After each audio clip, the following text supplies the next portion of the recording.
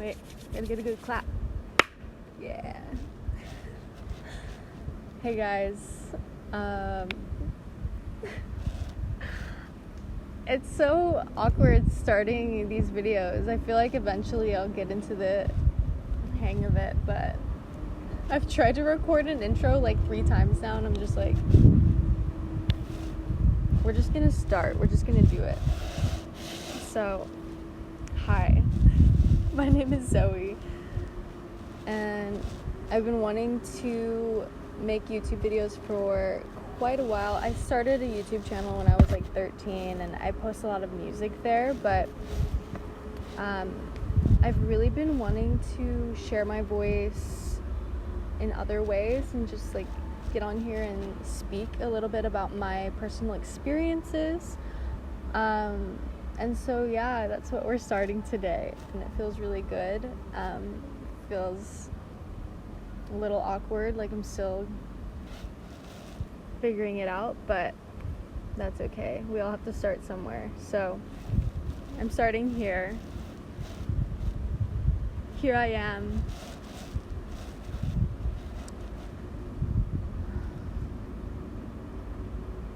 I'm not sure how the audio will sound in this video, but we're just rolling with it. I lost my mic, so I'm trying to record some audio with my iPad right here. I don't know if I'll even be able to use it, but we'll see. Anyway, hi.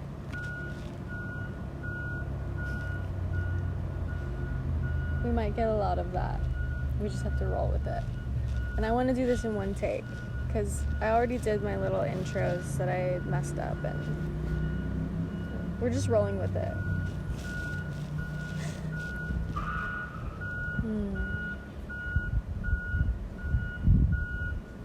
So I wanted to get on here and speak today just a little bit about my personal spiritual journey, coming from a background of Mormonism, a long line of Mormonism, like as deeply rooted in Mormonism as you can get, really. My great uncle is Joseph Smith, the man who started the Mormon Church, who, created the whole thing. And I guess I'll start there. I was born into the Mormon Church, into a very loving Mormon family, and it's so interesting to look back now as an adult and see what my experience was like as a child. And a lot of it is related to the throat chakra and my clearing of karmic energy here. It's like past life. It's like, how do I describe it? Like generational trauma, family trauma related to the throat chakra. And I can even feel like now it's even kind of hard for me to speak, and for the words to come out the way I want them to. It's been something I've been working on for quite a long time. Liberating my voice and just setting myself free, I guess, in a lot of different ways. I just wanted to speak a little bit about the Mormon Church and the spirit, because this was a huge thing for me growing up. I've always been a really spiritual child, naturally, and I've always been really open to the spirit world. Growing up, we were always told about the spirit world and spirits around us. A lot of it was negative, which I might talk about in another video, because I'm wondering, in Mormonism, there are also these like subcultures of Mormonism where families have very specific beliefs. And one of my family's things was like evil spirits and possession. So there was always this like constant story of like, am I possessed right now? Is there an evil spirit or an entity attaching to me? Is my energy field clear? And there was always this like constant underlying fear because of that. And I could go a lot more in depth on this topic, so I think I'll save it for another video because it's like a whole thing. But yeah, it's so interesting growing up, like having the spirit world be like this real accessible world as a child, and the fear around that, like having insomnia, not being able to sleep because I'm like afraid to close my eyes at night. I have to listen to the Book of Mormon CD, play it out loud to feel safe and comforted. It's so fascinating to think about now. Yeah, there's a lot that goes into it. But I feel like there are a lot of women who are leaving the Mormon church, and men who are leaving the Mormon church now. And there's this huge spiritual awakening happening on our planet, and I feel like maybe my voice can help guide some of these people who are leaving the church.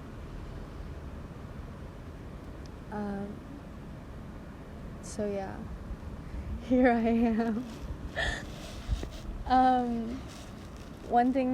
The thing I wanted to talk about is the spirit. I could probably go on like a million tangents. So growing up in the Mormon church, there was always this story that in church you feel the spirit. You learn how to listen to that still small voice, the Holy Ghost, right? There's the Father, the Son, and the Holy Ghost. And the Holy Ghost, if you are doing what is right, if you are meeting all these requirements, right? Like growing up, we had like for the Strength of Youth pamphlet with like guidelines for the youth of like all the rules we need to be following so that we can have access to that still small voice and hear the spirit. And it's so interesting, like looking back on it and seeing like little glimpses of truth in some of the teachings, but also just this like base of fear in the church that kind of invalidates the whole thing. Making sure my audio is recording. And yeah, it's like in church I was always like, why don't I feel the spirit? Like I always had this like deep longing in my heart to feel the spirit and to feel that connection to God, like everybody else did. Like all these adults like would be telling me like, oh, I'm feeling the spirit right now, like I'm really feeling the spirit, and I didn't know what that felt like, and there was just this deep longing in me to know what the spirit felt like. And I look back at little Zoe and I just like have so much love for her, because she just has such a good heart, so pure, so innocent, and I still like feel she's very much alive in me. So I have so much compassion for her and for anyone who's in the Mormon church, for that matter.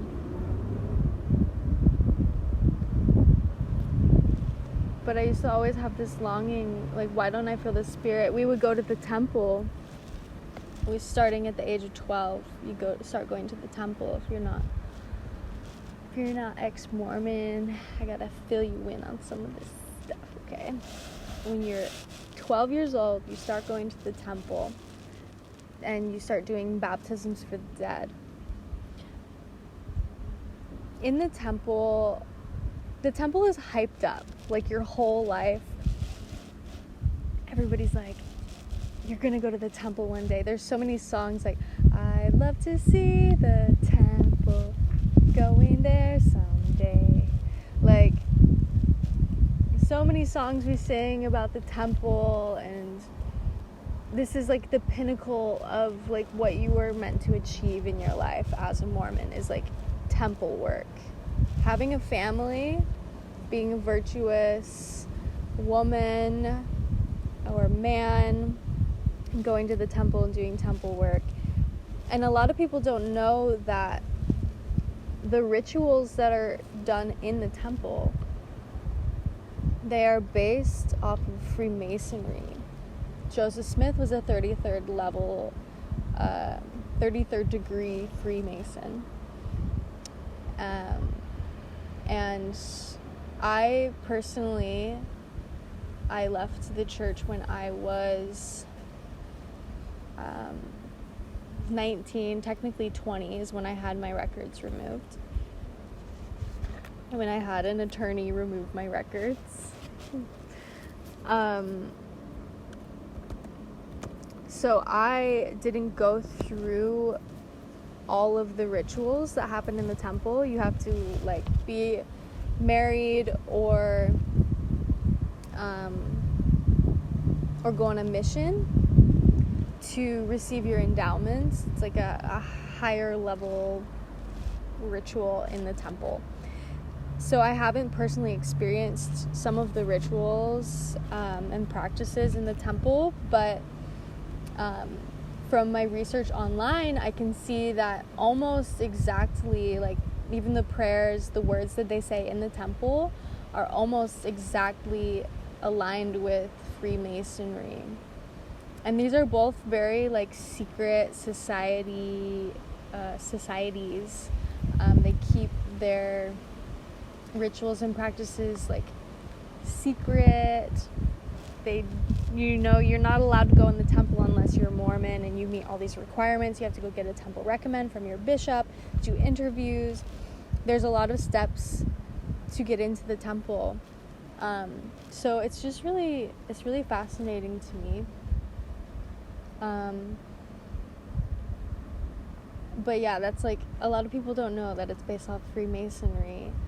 And I haven't gone that deep into that personally. Like, I haven't researched it too much. But yeah. Anyway, that's a bit of a tangent. Where was I going with this? Oh yeah. So when you're 12, you start going to the temple. And you start doing baptisms for the dead. And I remember as a child going in, and they would have you dress all in white, and there's a baptismal font, and some of the baptismal fonts have oxen holding up the baptismal font, and there's a man there, 2 men who are blessing you, and basically they read all these names of people who passed away. And there's a belief in the Mormon church that if you, like, only Mormons are the ones who will be saved in the afterlife, basically. Like, and that is why Mormons are so hyper vigilant about sharing the gospel and missionary work and all of these things, because they believe that you can only be saved if you're a Mormon, and if you when I say saved, I mean you can only go to the highest realms of heaven, the celestial kingdom, if you can do all these things. Everybody will be saved, I guess. If you never learned about the Mormon doctrine, you will go to a place like purgatory. It's called spirit prison. You can hear the salt in my voice. It's called spirit prison, and it's just a load of BS, most of it. I really think it is. It's interesting, like, yeah. But anyway, there's this ritual, baptism for the dead. They baptize you over and over and over with different names of people who have passed away. They use your body as like a vessel for these deceased individuals, and they believe that when you are baptized like that, the person who is in heaven can then decide if they want to accept the baptism, and then they can be baptized in heaven, and then they can start going to Mormon heaven. It's just so bizarre when I think about it now, and it's crazy. This is the truth. This is the way, and this is the way my whole family has been taught on both sides of my family for so long. On my Joseph Smith side of my family, like, it's just so deeply rooted in my family. It's so interesting. Anyway, I can see how all of this programming has affected me, and there's always this constant threat of being taken away from your family. You can only be with your family forever if you follow these certain rules, you know? And so there's this constant threat of losing everything, losing your family. And you're like a child, and you're like, I'm gonna lose my mom and dad if I don't follow these rules. Like, of course I'm gonna follow the rules. You know, it's like, it's so manipulative, and everything is just based on fear.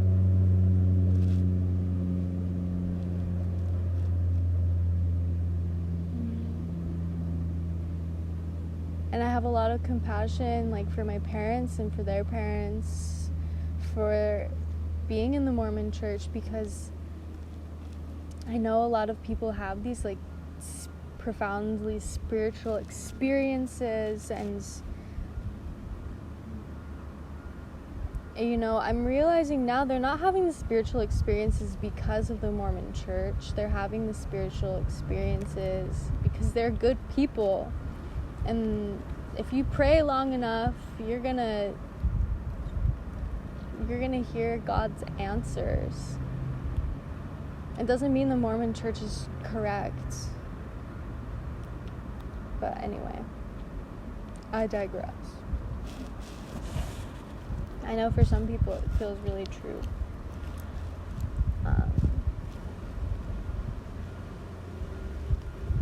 But it's actually a lie. And it's really sad. But I bring up the baptisms for the dead because in that experience of going to the temple, when you first walk in, it's like everybody's dressed in white, they have you change, and you're sitting and you're singing hymns. And I remember sitting there and just like, please God, like just praying in my head, please God, please let me feel the Spirit. I really just want to feel the Spirit. Like, and this is supposed to be the experience where you feel the Spirit. And all the adults were hyping it up, like, when you go do baptisms for the dead, you will feel the Spirit. This is it. And I'm like, this is the moment I've been waiting for my whole life. Finally. And I'm sitting there and I'm praying, please God, let me feel the Spirit through this experience. I'm just like, I think about 12-year-old Zoe, and I'm just like, she is so precious. And I remember, like, we're like in these white outfits and we're wet, and we're like, I'm feeling like awkward, like wondering if my jumpsuit is see-through, and I'm like just like so like not able to feel the Spirit in this experience. Like, who are these people they're baptizing me for? Like I'm confused. And I'm just feeling confused. I'm like, why am I doing this? I'm supposed to do this, right? And so I feel like there's this, like, my whole life, there's this constant, like, why am I doing this? I'm supposed to do this. This is what I'm supposed to be doing because everybody's telling me this is what I'm supposed to be doing. And it's so debilitating for the throat chakra. And for my whole being. But never, like, speaking up and saying, like, wait, what? Like, I remember, like, questioning things, but I would, whenever you question anything, they put it back on you, like, oh, you need to pray more, like, oh, you don't feel the spirit, you need to read the Book of Mormon, then you'll feel the spirit. Like, it was always, like, this spiritual bypassing happening.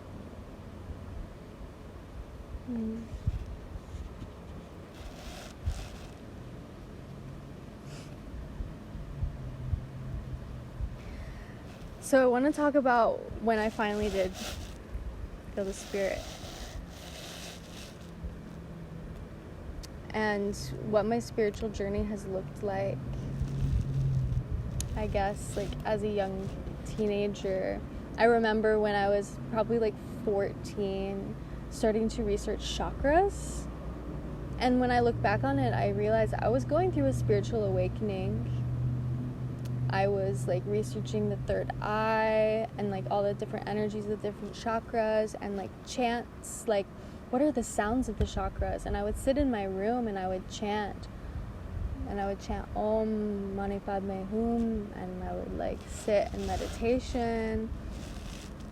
And I remember that being shut down for me. Like, I was laughed at. I remember calling myself a Buddhist. I was like, I'm a Mormon and a Buddhist. There was just always this, like, part of me that was, like, deeply spiritual, and I didn't know what the spirit was. And when I started chanting, I started to, like, feel what that was. When I started doing yoga, this was the turning point in my life. When I was 15, I started doing yoga.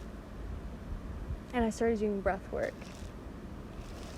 And my yoga teacher, she was an Ashtanga practitioner. I would go to her house every day at 5 a.m. And I was, like, her personal student. Like, it was just me and her.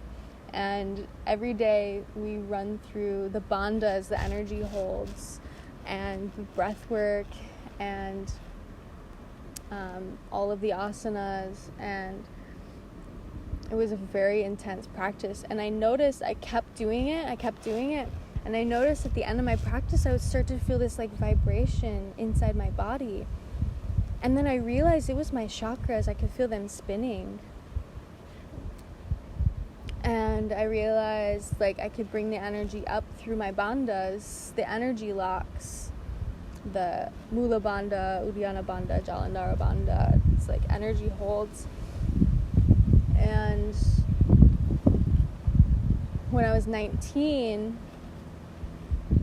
I went to go become certified in Ashtanga.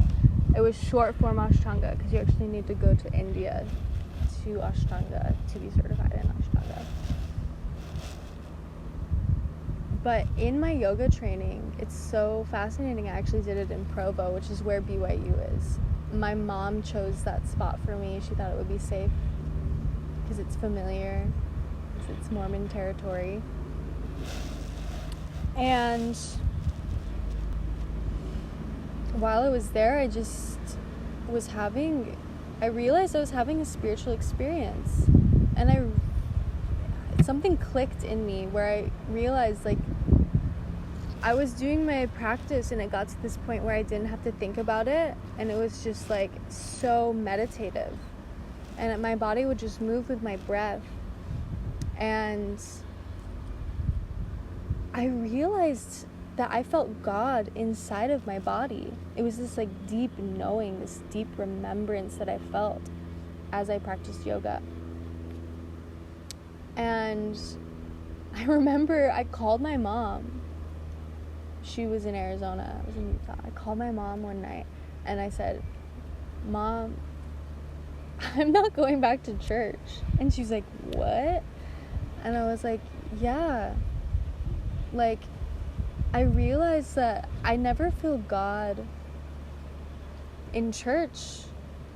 And I feel God in yoga.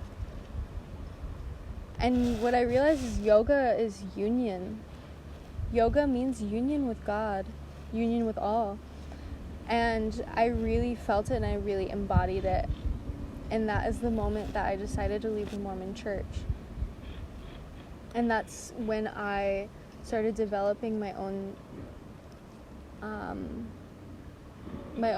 relationship with spirit and with myself for the first time. Like, I felt so disconnected from myself, and like all these voices telling me what I should do. I started to develop my own inner authority through yoga, where I could be like,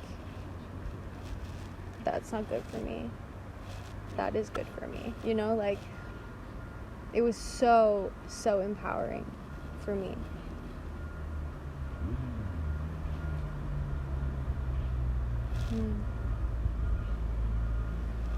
Another thing I learned about the spirit isn't everything. I realized, like, when I listen to Led Zeppelin, I feel the spirit in a great guitar solo. I feel the spirit when I'm at a concert. Like, I realized, like, oh my gosh, the spirit isn't everything. I started connecting with plants, the spirit of plants, and all the different energies of the different plant spirits. It's been such a beautiful journey. And realizing, yeah, just the spirit in literally everything. In this leaf that I'm playing with right now. Like, in the rocks, in our animal friends, in our pets. And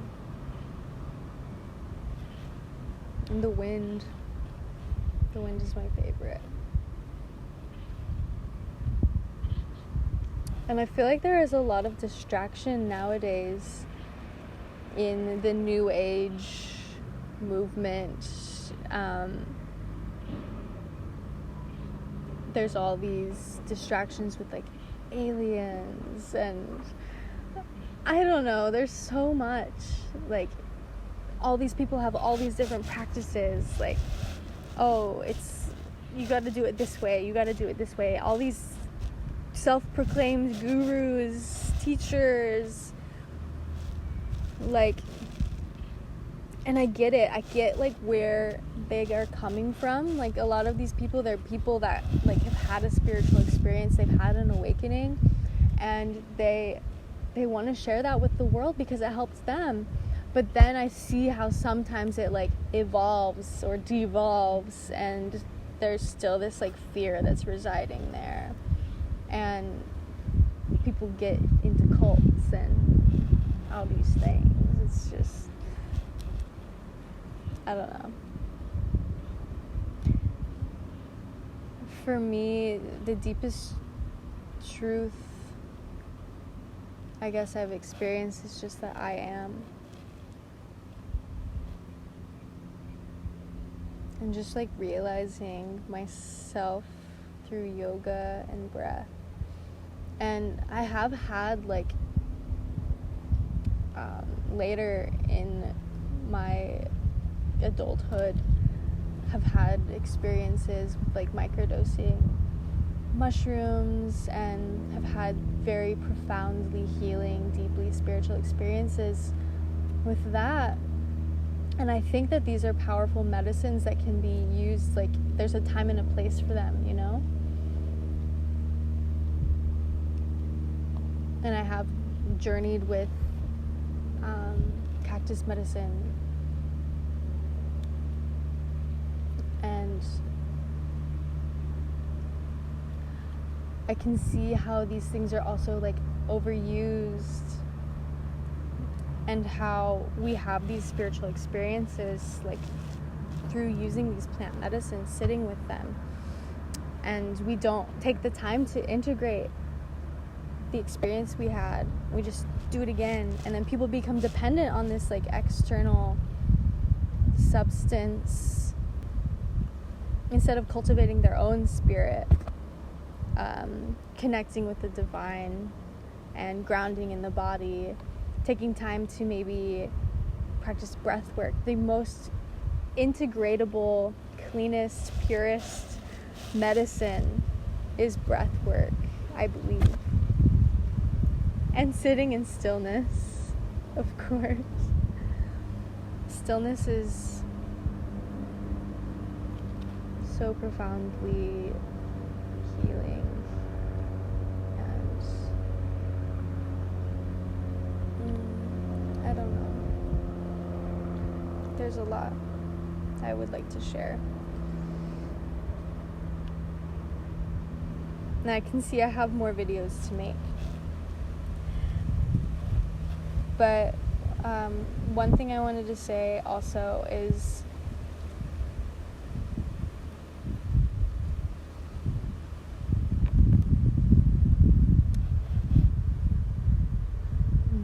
I just always want to be sharing from my heart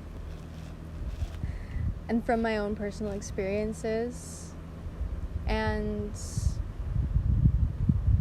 anything that I share, I just want you to know that it is my personal experience, and every body is different, you know. We are all the same at the same time, we're all one, but like we all have our unique lens that we see this world, and we all have our unique experiences that we have growing up, and we have our own unique blueprint and DNA, you know.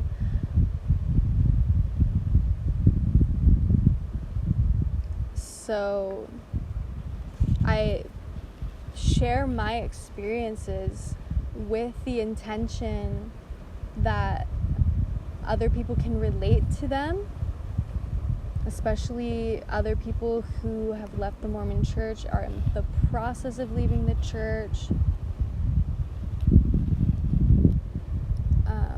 people that can relate to anything I have to share on any level.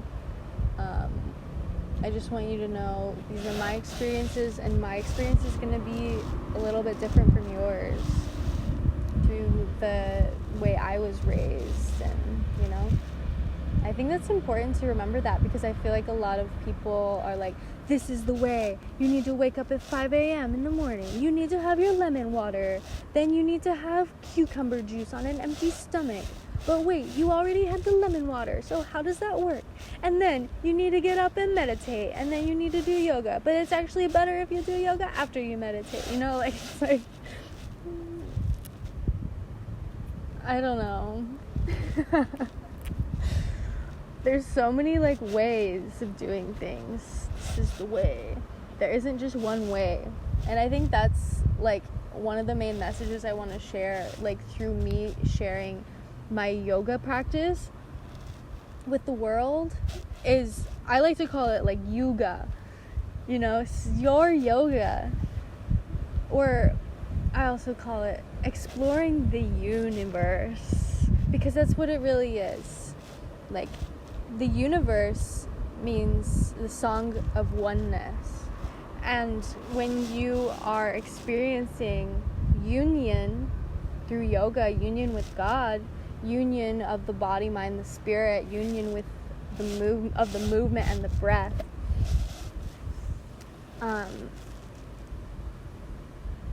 when you're experiencing that, you can have this experience of exploring your own internal universe. And it's so beautiful and so healing and so integratable.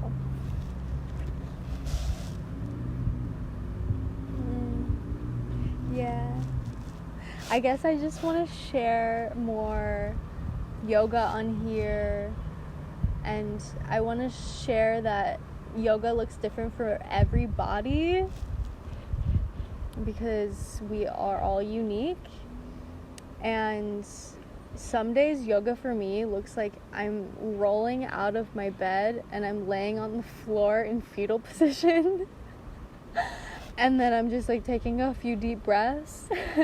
And then some days yoga for me is like, I don't know, I'm doing like a standing split and I'm feeling really energized, and I'm doing lots of vinyasas, and I'm doing extra push-ups because I want to get a good pump on my arms, you know. It's like every day it's different. Especially for women, our hormones are like every day so different. We have a 28-day hormone cycle where men have a 24-hour hormone cycle. So there are a lot of different factors to keep in mind. But when it comes down to it,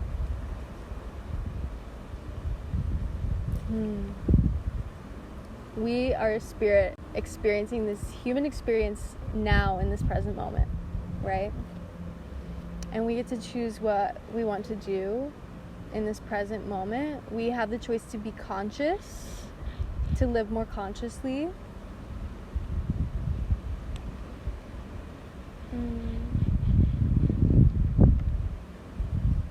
And it's not always easy. Sometimes it's easy to fall back into the pattern of getting on your phone and going back into those unconscious patterns. But I'm making this video as a reminder that you are a conscious being and you can choose to live each moment consciously. And I guess my goal is to become more and more present and just be present, be here now. That is a mantra that came to me one day sitting in meditation. I had never even heard of Be Here Now from Ram Dass. Just this deep remembrance and presence and knowing, just be here now. And I am.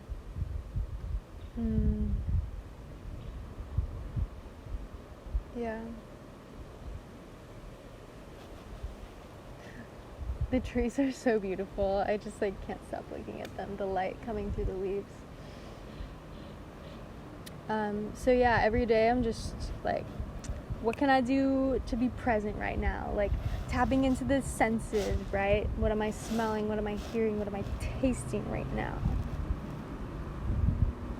I have all these different ways that I like to meditate, and I would like to share those on here too. I have a lot to share, okay? But let's start with this. I'll post this how it is now because it's been 38 minutes. Whoa. Yeah. I just got some hair in my mouth.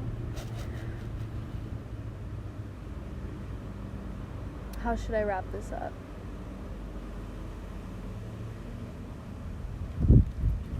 I'm excited to be here. I'm excited to be posting.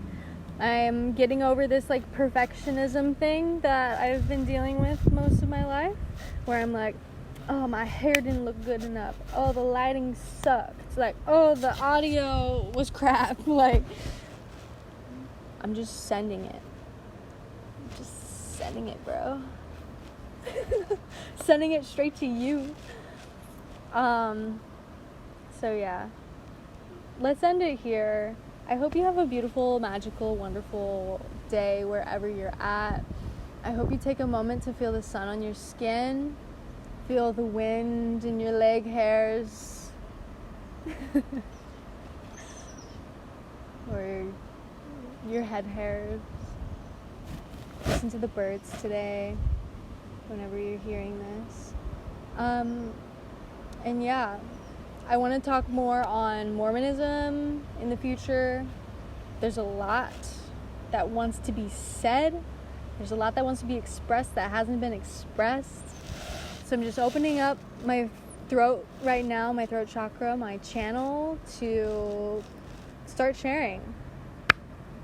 And yeah, I'm going to stop this video right here. I will see you guys in the next one.